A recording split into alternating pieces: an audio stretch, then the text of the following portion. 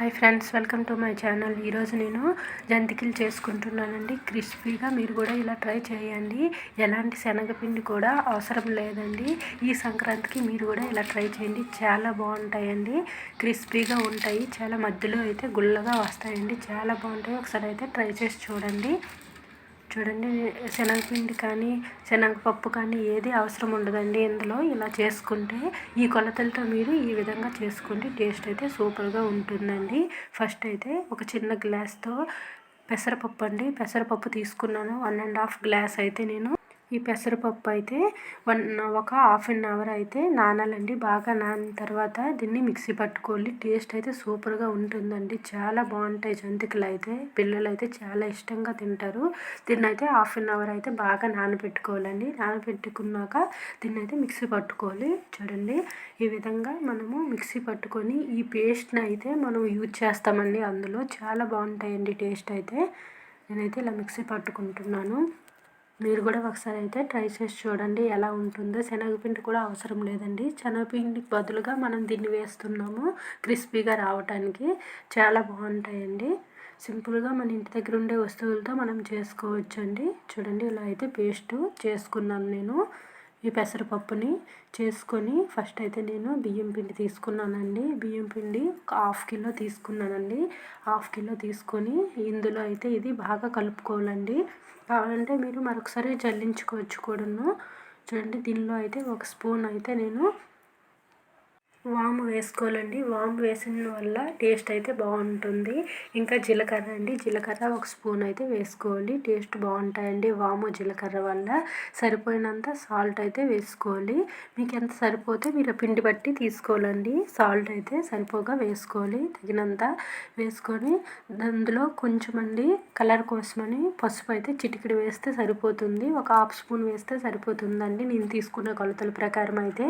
ఇంకా కారం అండి, కారం మీరు ఎంత తింటే అంత వేసుకోండి. కారంగా కావాలంటే ఎక్కువ వేసుకోండి, తక్కువ కావాలంటే తక్కువగా వేసుకోండి. ఇంకా ఇందులో వంట సోడా అండి, వంట సోడా కొంచెం వేయండి. ఒక చిటికెడు వంట సోడా వేసుకున్న వల్ల మనకి క్రిస్పీగా వస్తాయండి.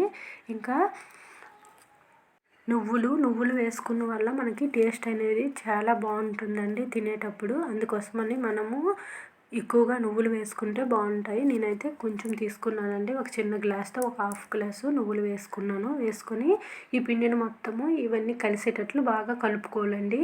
మనకి ఎప్పుడు తినాలనిపిస్తే అప్పుడు చేసుకోవచ్చండి సింపుల్గా. పిల్లలు అయితే చాలా ఇష్టంగా తింటారండి. ఇలా చేస్తే క్రిస్పీగా ఉంటాయి, తినడానికైతే చాలా బాగుంటాయి. చూడండి, ఇలా మొత్తము ఉండలు లేకుండా ఇలా మొత్తం ఫస్టే మనము కలుపుకోవాలండి. ఈ పిండిని కలుపుకున్నాక మనం ఆ పేస్ట్ చేసాం కదా, ఆ పేస్ట్ని అయితే ఇందులో యాడ్ చేసి కలుపుకోవాలండి. కలుపుకుంటే టేస్ట్ అయితే చాలా బాగుంటుంది. ఒకసారి అయితే ట్రై చేసి చూడండి మీరు కూడా. చూడండి, ఈ పెసరపప్పు పేస్ట్ అంతా ఇందులో వేసుకుంటున్నాను.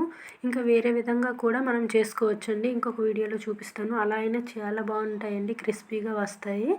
చూడండి, ఇలా మొత్తము మనము ఈ పిండి కలుపుకోవాలండి. చేయి పెట్టేసి కలుపుకుంటే చాలా మెత్తగా వస్తాయండి, చాలా బాగుంటుంది. నేనైతే మనం పేస్ట్ చేసిందంతా కూడా ఇందులో యాడ్ చేస్తానండి. యాడ్ చేసుకొని మొత్తం చేతితో కలుపుకుంటాను. చాలా బాగుంటుందండి. కావాలంటే మీరు ఇందులో కొంచెము నెయ్యి తినే వాళ్ళు అయితే కొంచెం నెయ్యి వేసుకుంటే టేస్ట్ అయితే ఇంకా బాగుంటుంది. నేనైతే నార్మల్గా వాటర్ కొద్దిగా వేసుకొని కలుపుకుంటున్నాను. కలుపుకొని దీన్ని అయితే ఇంత బాగా మెత్తగా కలుపుకోవాలండి. మనం చపాతీ పిండికి ఏ విధంగా కలుపుతామో ఆ విధంగా అయితే కలుపుకోవాలి. కలుపుకున్నాక దీన్ని ఒక 1/2 అవర్ అయితే పక్కన పెట్టుకోవాలండి. పెట్టుకొని ఆ తర్వాత చేసుకుంటే మనకి పిండి అంతా ఉబ్బుతుంది కదా, అప్పుడు మంచి క్రిస్పీగా వస్తాయండి, చాలా బాగుంటాయి టేస్ట్ అయితే. చూడండి, మొత్తము ఇలా కలుపుకుంటున్నాను. కొంచెం వాటర్ యాడ్ చేసుకుంటూ కలుపుకోండి. ఎక్కువ వాటర్లా అయిపోయినా పురుగు అయిపోయినా బాగుండదండి. వేసేటప్పుడు మనకి ఆయిల్ ఎక్కువ లాగేస్తుంది. ఇలా కొంచెం గట్టిగా ఉండేటట్లు కలుపుకోవాలి. చపాతీ పిండిలా కలుపుకోవాలి. చపాతీ పిండి కన్నా కొంచెం మెత్తగా కలుపుకోవాలండి. కలుపుకుంటే టేస్ట్ అయితే చాలా బాగుంటుందండి. ఒకసారి అయితే ట్రై చేసి చూడండి. పిల్లలు అయితే చాలా ఇష్టంగా తింటారు. బయట కొనే వాటికన్నా ఇవి చాలా బాగుంటాయి. సంక్రాంతికి ఇలా ట్రై చేసి చూడండి. సింపుల్గా అయిపోతుంది, చాలా తొందరగా కూడా అయిపోతుంది. చూడండి, మనము కలిపేటప్పుడే పిండి గుల్లగా వస్తుందండి. చూడండి ఎంత బాగా వస్తుందో, చాలా బాగుంటుందండి. దీన్ని బాగా ఇలాగా మెత్తగా కలుపుకున్నాక ఒక 1/2 అవర్ అయితే పక్కన పెట్టుకోండి. పెట్టుకొని ఆ తర్వాత ఆయిల్ వేసి వేడి అయ్యేసరికి టైం సరిపోతుంది. చూడండి, దీన్నైతే ఒక 1/2 అవర్ అయితే పక్కన పెట్టుకుని చూడండి, ఈ పిండి అంతా ఇప్పుడు మనం కలిపేటప్పుడే మెత్తగా క్రిస్పీగా మనకు కనిపిస్తుంది.